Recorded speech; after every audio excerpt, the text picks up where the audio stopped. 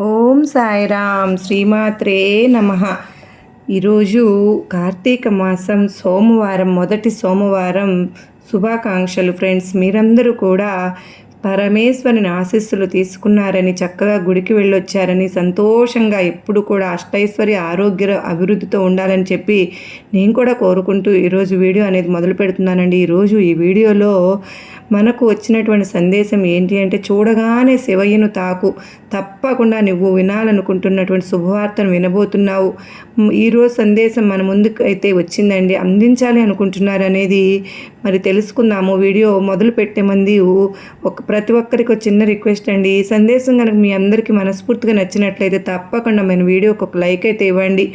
మరి మన ఛానల్ని కొత్తగా చూస్తూ ఉంటే కనుక తప్పకుండా సబ్స్క్రైబ్ చేసుకొని సపోర్ట్ అయితే అందించండి. మీకు ఎటువంటి సమస్యలు ఉన్నా, కష్టాలు ఉన్నా, బాధలు ఉన్నా కూడా నాకు తప్పకుండా కామెంట్ అయితే చేయండి. నేను గుడికి వెళ్ళినప్పుడల్లా మీ పేర్లు చదివించి ప్రేయర్స్ అయితే చేయిస్తాను. వీడియో నచ్చినట్లయితే తప్పకుండా లైక్ చేయడం మాత్రం మర్చిపోవద్దండి. మరి సందేశాన్ని తెలుసుకుందామా? ఈరోజు శివయ్య ఆశీర్వాదం నీపై నిండుగా ఉంది. తప్పకుండా నువ్వు వినాలనుకుంటున్నటువంటి శుభవార్తను తప్పకుండా వింటావు. శివయ్య సాక్షిగా చెబుతున్నాను, నీ కష్టాలన్నీ కూడా తొలగి అదృష్టాన్ని నీకు అందించబోతున్నాను. మరి ఎప్పుడు కూడా నువ్వు సుఖంగా సంతోషంగా ఉండాలనే కదా నేను కూడా ఎప్పుడు కోరుకుంటాను. నా శివయ్య కూడా నీకు ఆశీర్వాదం ఇవ్వడానికే ఈరోజు కార్తీక సోమవారం రోజున నీ ముందుకు వచ్చారు. మరి ఎప్పుడూ కూడా నువ్వు బాధపడవద్దు. అసలు నేను కేవలం నీ కోసం మాత్రమే వచ్చానని మరచిపోవద్దు. ప్రతి చోట నేను ఉంటాను. ఈ ప్రపంచమంతా నేను తిరుగుతూ ఉంటాను. ఎందుకో తెలుసా? ఈ ప్రపంచమే నా ఇల్లు కనుక నేను నీలోనూ ఉన్నాను, మీ ఇంట్లో ఉన్నాను. నువ్వు నన్ను అనుకున్నది అంటే నువ్వు ఏమాత్రం కూడా దిగులు పడవలసిన పని లేదు. ఇక నీ జీవితం నువ్వు అనుకున్నట్లు అందంగా ఎటువంటి సమస్య లేకుండా మారిపోతుంది. ఇక నీకు సంతోషం, లక్ష్మీ కటాక్షం. నీ మనసులో లక్ష్మి ఉంటే కనుక ఆ భారమంతా మోయడానికి నేను సిద్ధంగా ఉన్నాను. ఎలా ఉండాలి, ఏం చేయాలనేది కూడా అన్నీ కూడా నేను నీకు చెప్తూనే ఉంటాను. నన్ను తలుచుకుంటూ తీరని కోరిక ఏదైనా సరే ఉంటే ఆ సమస్యకు నేను మంచి తీర్పునిస్తాను. నువ్వు దేనికోసము భయపడవద్దు. ఒకరి దగ్గర చెయ్యి చాపేటటువంటి పరిస్థితి నీకు రానివ్వను. మరి ఎప్పుడూ కూడా నీ జీవితం గందరగోళంగా ఉండకుండా ప్రశాంతంగా ఉండేలాగా నేను నిన్ను అనుగ్రహించబోతున్నాను. నువ్వు నీ కుటుంబం బాగుండడానికి కావలసినటువంటి ఏర్పాట్లు అన్నీ కూడా చేసేసాను. ఇప్పటి వరకు ఎన్నో కష్టాలు, సమస్యలు, ఎన్నో బాధలు ఎదుర్కొన్నావు కదూ. వాటిని తలుచుకుని బాధపడవద్దు. ఎందుకంటే ఇకపై నీకు ఎటువంటి కష్టాలు రానే రావు. కనుక నువ్వు కోరినవి నేను నీకు అందిస్తాను. ఈ రోజుతో నీ పాపకర్మలన్నీ కూడా నేను తొలగించి తుడిచిపెట్టుకోబోతున్నాయి. ఇకపై నువ్వు ఏ సమస్య కూడా ఎప్పుడు కూడా అనుభవించవు.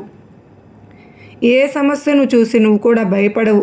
ఒక్క క్షణం నీ మనసు కుదుటపరుచుకుంది.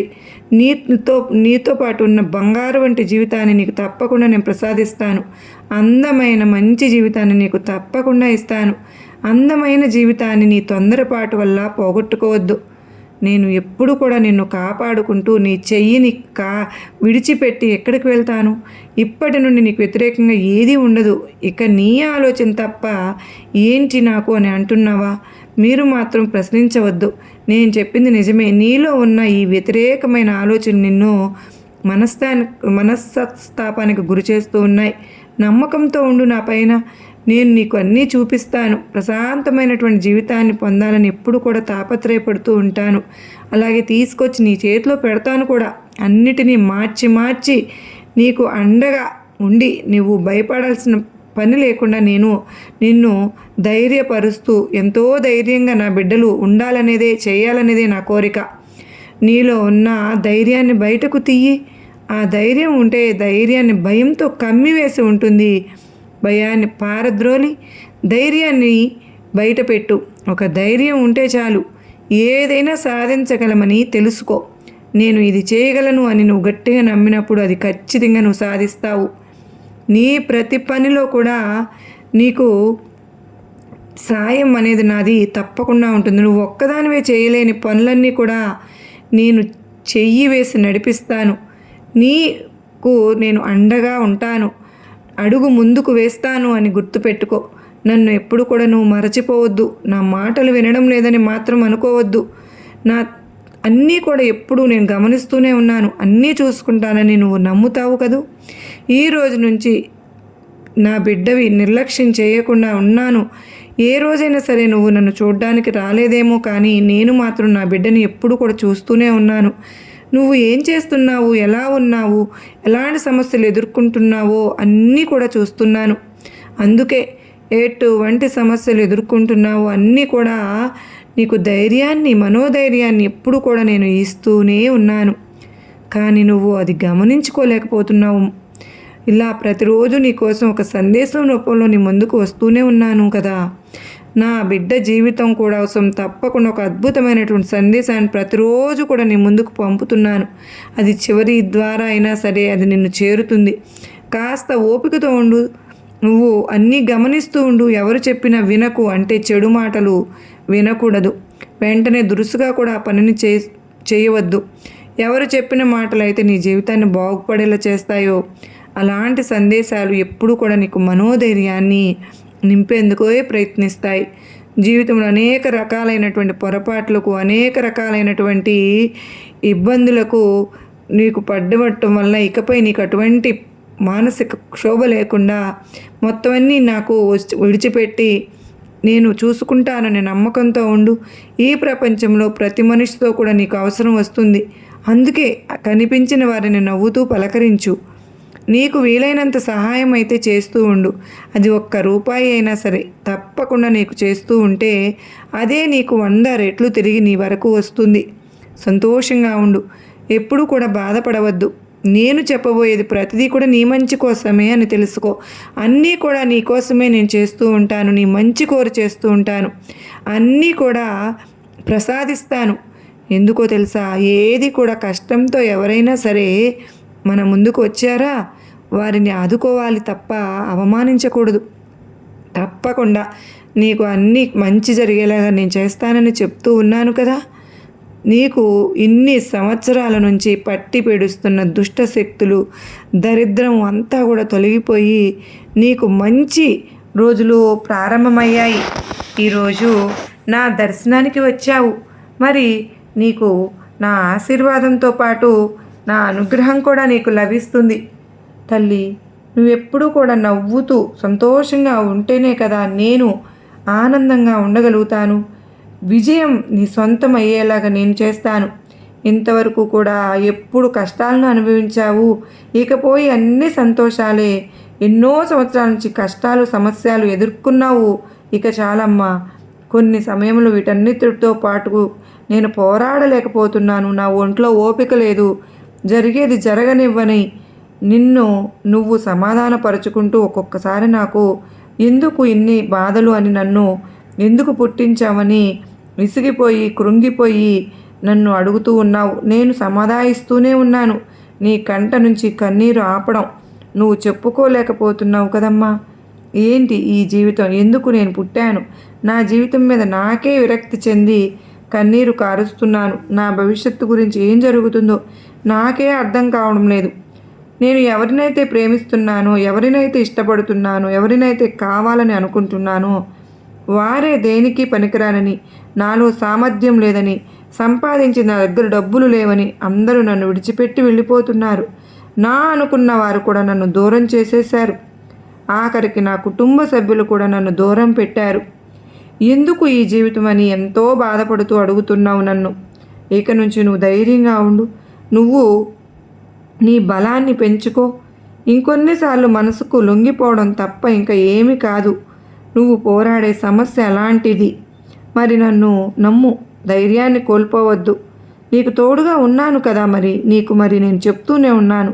నువ్వు కృంగిపోకుండా ఉండడానికి ధైర్యాన్ని ఇస్తున్నాను. నువ్వు కన్నీరు కార్చి ఏడ్చినప్పుడు నీ మనసులో ఉన్న బాధ కొంతైనా తగ్గుతుందని నువ్వు ఊరుకుంటున్నావు. మనసులో భారం అంతా తగ్గిపోతుందని నీకు తెలుసు. కన్నీరు కార్చి నీ భారం తెంచుకోవడంలో ఏమాత్రం కూడా తప్పు లేదు. కానీ నువ్వు చేస్తున్న తప్పేంటో తెలుసా? నీ బాధ తీరేదాకా కన్నీరు కార్చి మళ్ళీ నువ్వు కొత్త మనుషుల్లాగా లేచి తిరగాలనే దాన్ని నా బాధ అంతా. అంతేకాని తలుచుకుని కాలాన్ని వృధా చేసుకోవాలనుకుంటున్నావు. నీ జీవితాన్ని కష్టపెట్టుకుంటున్నావు. నీ ఆవేదన నీకు కావలసిన తీర్పు అని అనుకుంటున్నావు కదూ.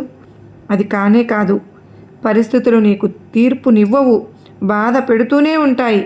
నువ్వు దాని గురించి ఎప్పుడు ఆలోచించకుండా తప్పితే నీ కష్టాన్ని తీర్చదు కదా. అది మరి నువ్వు ఏం పోగొట్టుకున్నావు? నీవు దేని గురించి, నువ్వు ఏమై గురించి ఆలోచిస్తున్నావో, కోరుకుంటున్నావో దాన్ని నా ముందు ప్రార్థనగా పెట్టు. ఆ ప్రార్థన వెంట పరిగెడుతున్నావో అదే నీ కారణమవుతుంది. ఏదైనా నా ముందు ఉంచావా, అది నీ సమస్య కాదు. సమస్య నేను పూర్తి చేసి నీ సమస్యను పరిష్కరిస్తాను. అది నా బాధ్యత కూడా. నేనే చూసుకుంటానంటున్నాను కదా, నేనే చెప్తున్నాను కదా. రావాల్సిన సమయానికి అది నీ దగ్గరికి వచ్చే తీరుతుంది. నీకు కావలసిన తప్పకుండా చేరుతుంది. దిగులు పడవద్దు. నాకెందుకు, నాకు అంతా మంచిగా చేస్తానని నువ్వు నమ్ము. ప్రార్థనలు నెరవేరడం ఆలస్యమవుతుంది, నీ మంచి కోసమేనని నమ్ము. నా చేతుల నుంచి నీ ఆశీర్వాదం పొందు. నువ్వు సంతోషంగా జీవిస్తావు. నీ జీవితంలో మంచి రోజులు వస్తూనే ఉంటాయి. ఉప్పెనలాగా ఎదుగుతావు. కన్నీరు వస్తుందన్నా సరే బాధపడవద్దు. జీవితంలో ఉప్పెన తుఫాను వచ్చినా కూడా ఆనవాళ్ళు లేకుండా పోతాయి కదా. సమస్యలు, కష్టాలు, బాధలు అన్నీ కూడా తుడిచిపెట్టుకుపోతాయి. ఆనందం, సంతోషం, విజయం అన్నీ కూడా నీ జీవితంలోకి వచ్చే తీరుతాయి. ఇది నా ప్రతిజ్ఞ, సత్యవాక్కు అని గుర్తుపెట్టుకో. నమ్ము. ఓపిక పట్టి శ్రద్ధతో నీ జీవితాన్ని అద్భుతంగా మారిపోతుంది. ఇక నీ జీవితంలో దిగులు వదిలేస్తే, ఇక ఎప్పుడు కూడా ధైర్యంగా ఉంటే నువ్వు దేనికి కూడా అసలు భయపడాల్సిన పని లేదు.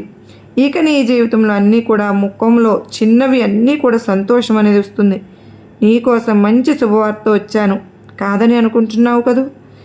నీకైనా మంచి కాలం వచ్చిందని అనుకుంటున్నావు కదా.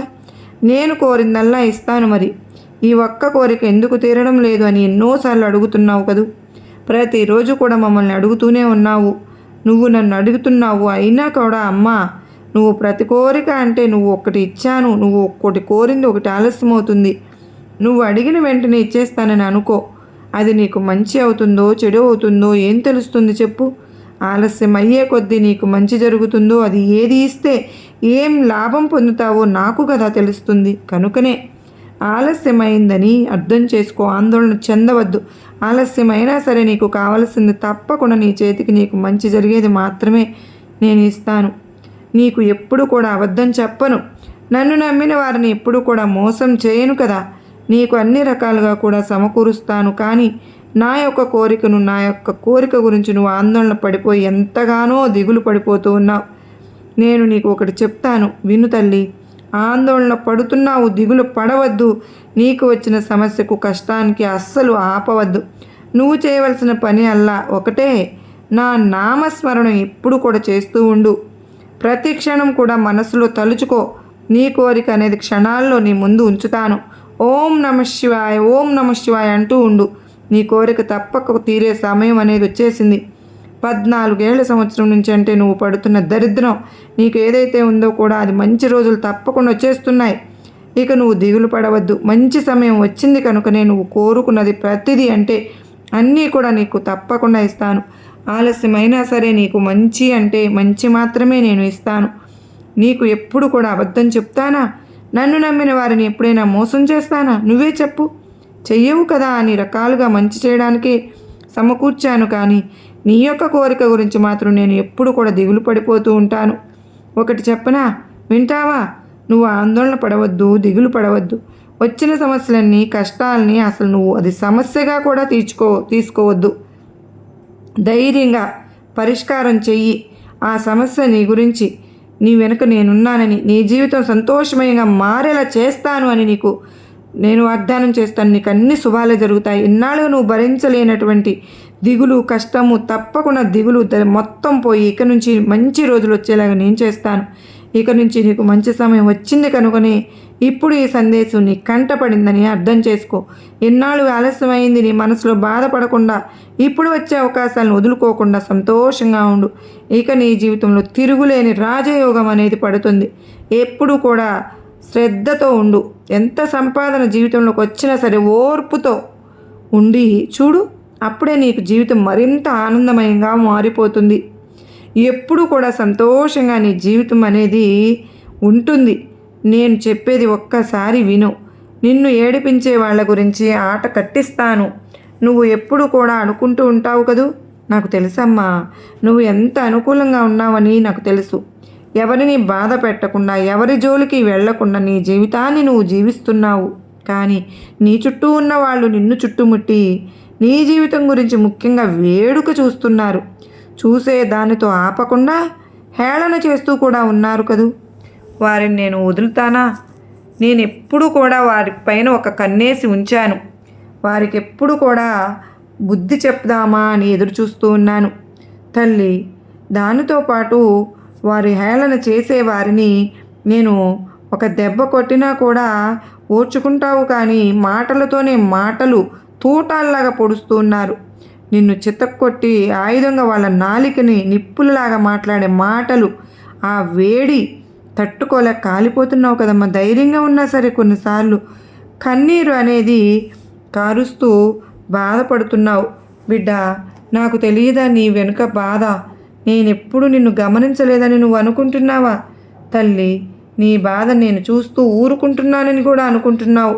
నేనెందుకమ్మా నీ బాధను చూస్తూ ఊరుకుంటాను? బిడ్డ, నీ బాబా అలాగా చూస్తా ఊరుకుంటాడా? నీ దుర్గమ్మ నిన్ను వదిలేస్తుందా? నిన్ను నీ ప్రేమని చిన్నచూపు చూసిన వారిని, నీ జీవితాన్ని విమర్శిస్తూ ఉంటే నువ్వు పడే వేదన వల్ల నీ శక్తిని అప్పుడు నీ కోపం కన్నీటి రూపంలో బయటకు వస్తుందే కానీ ఇతరులు ఏమీ అనరు. మనసారా కోపం అనేది తెచ్చుకోవద్దు. నీ గురించి నువ్వు తలచుకుంటూ దిగులు ఉండొద్దు. వాళ్ళ మాటలు పట్టించుకొని నీ బాధను వాళ్ళకు అర్థమయ్యేలాగా చెప్పవలసిన అవసరం కూడా లేదు. నీ కన్నీటికి కారణమైన ప్రతి ఒక్కరిని గుణపాఠాన్ని నేను తప్పకుండా చెప్తానుగా. వాళ్ళకైన గుణపాఠం వల్ల వాళ్ళు తెలుసుకునేలాగా చేస్తానుగా. జీవితం యొక్క అర్థం, ముఖ్యంగా వాళ్ళ జీవితం యొక్క అర్థం ఏంటో తెలుసా? చేసే వాళ్ళకి జీవితం తప్పకుండా రుచి చూపిస్తాను. మాట్లాడిన మాటలు ఎప్పుడు కూడా నువ్వు వారి దగ్గర వదిలిన మాటలకు వాళ్ళు అర్థమయ్యేలాగా నేను సమాధానం ఇస్తాను. వాళ్ళకు చేసే పనుల గురించి నా దగ్గర ఎప్పుడు కూడా నువ్వు అప్పచెప్పు. ఆలోచించాల్సిన అవసరమే లేదు. మునిగిపోయిన కాలం అంతేనమ్మా. అంతే, కాలాన్ని మళ్ళా తిరిగి తెచ్చుకోలేము కదా.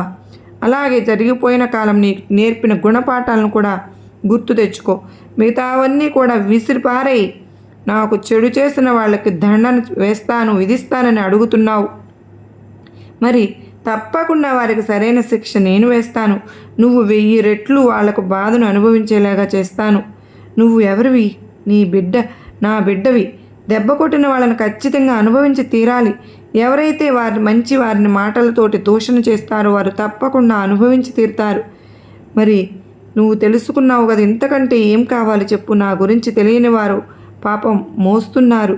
నువ్వు ఏమాత్రం కూడా బాధపడవద్దు. వాళ్ళ ఆటలు నేను కట్టిస్తానుగా.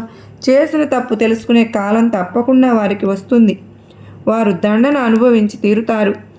ఆ కాలం అతి కొద్ది రోజుల్లోనే ఉంది. నిన్ను నీ కళ్ళారా నువ్వే చూస్తావు కదా. నిన్ను తొక్కే వాళ్ళ గురించి, నువ్వు మభ్యపెట్టే వారి గురించి నువ్వు ఎప్పుడు కూడా అసలు బాధపడవద్దు. వారి జోలికి కూడా వెళ్ళవద్దు. అయ్యో, ఇంకా తెలియక పాపకర్మలు చేస్తున్నానని జాలిపడు. వారి కర్మలు వారు అనుభవిస్తున్నారనే భావన తప్పకుండా వాళ్ళని చూసి జాలిపడు. రాసి పెట్టి ఉంచాను నీకోసం సంతోషకరమైన జీవితాన్ని. నువ్వు ఆరంభించు. నువ్వు ఎంతో అదృష్టవంతురాలివి. నిన్ను ఎల్లవేళలా కూడా నేను కంటికి రెప్పలాగా కాపాడుకుంటూ ఉంటున్నాను. నీకు తోడుగా ఉండగా నీకు భయం ఎందుకు చెప్పు? నేనుండగా జీవించే జీవితానికి అర్థం ఉండాలి కదా. అందరూ కూడా నిన్ను గొప్పగా ఉండాలని అనుకోవాలి. నిన్ను వదిలి వెళ్ళిన వాళ్ళే తిరిగి రావాలి కదా. అన్నీ కూడా త్వరలో నెరవేరుతాయి. ఒక్క రోజులో హఠాత్తుగా మంచి శుభవార్త వింటావు. అంటే నీ తలుపు తడుతుంది అన్నమాట. మరి చెప్తున్నాను, ఎన్నోసార్లు నిన్ను కిందకి తొక్కాలని ఎంతోమంది చూశారు కదా. అవమానించాలని కూడా చూశారు. నిన్ను దెబ్బ కొట్టాలని కూడా చూశారు కదా. అదేమీ జరగలేదు. ఎందుకంటే నువ్వు చేసే పుణ్య ఫలితం వల్ల, మంచి పనుల వల్ల అవే నిన్ను ఎన్ని ఇబ్బందులు ఉన్నా సరే కాపాడింది. నేను నీతో ఉన్నానని తెలిసి కూడా అందరూ కూడా నీకు చెడు తలపెట్టాలని చూస్తారు. నీకు నా రక్షణ కవచంలో ఉంటే నిన్నెవరు తాకగలరో చెప్పు? నిన్ను తాకనిస్తానా? మరి సరే, ఇవన్నీ ఎవరు చేస్తున్నారు అని అనుమానంతో అడుగుతున్నావు కదూ, ఆలోచిస్తున్నావు కదూ. నీ చుట్టూ ఉన్న వాళ్ళే. మంచి వాళ్ళలో చెడ్డవాళ్ళకు చోటు ఇచ్చావు. మంచి వాళ్ళు ఎవరో సరిచేసి వాళ్ళు ఎవరనేది తెలుసుకోలేకపోతున్నావు. దీనితో పట్టుదల ఉండాలి. నమ్మకం లేకుండా పట్టుదల అనేది లేకుండా ఉన్నావు కదా. ముందు ముందు మార్చుకోవడానికి ప్రయత్నించు. ఇక జరగబోయేదాన్ని చూసి చాలా తప్పకుండా నువ్వు ఆశ్చర్యపోతావు. నీ రహస్యం ఎవరో కనిపెట్టు.